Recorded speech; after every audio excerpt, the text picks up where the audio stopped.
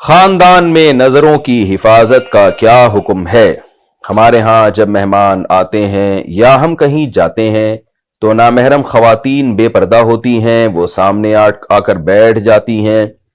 والدین اصرار کرتے ہیں کہ ان سے ملاقات کرو، اگر ہم مسکرا کر بات نہ کریں یا بے تکلف ہو کر بات نہ کریں اور نظر کی حفاظت کریں تو اسے بد اخلاقی سمجھا جاتا ہے اور رشتہ داروں کے ناراض ہونے کا خدشہ ہوتا ہے۔ ایسے میں ہم گناہ سے کیسے بچیں؟ حارث صاحب دیکھیں، رشتہ داروں میں جو جوان لڑکیاں اگر آپ سے پردہ نہیں کرتی تو وہ گناہ گار ہوں گی۔ پردہ کرنا عورت پہ فرض ہے، مرد پہ نہیں ہے۔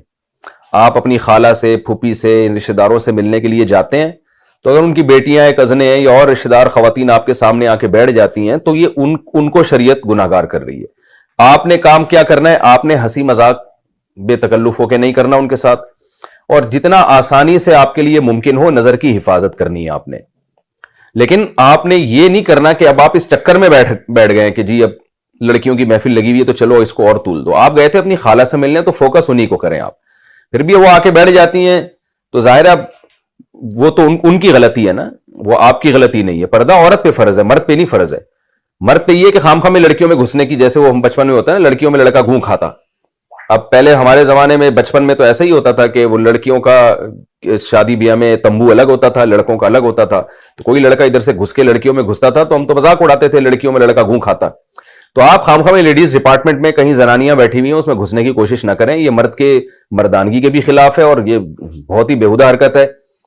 لیکن یہ کہ آپ عام محفل میں بیٹھے ہو، اس میں اگر آپ کی رشتہ دار خواتین آ کے بیٹھ جاتی ہیں تو آپ نہیں بیٹھے، بیٹھی تو وہ ہیں، تو آپ بس یہ احتیاط کریں کہ حتی الامکان نظر کی حفاظت کریں، اور کوئی ضرورت کی بات وہ پوچھ رہی ہے تو آپ بتا بھی سکتے ہیں، اور پھر تھوڑا ریزرو رہیں آپ۔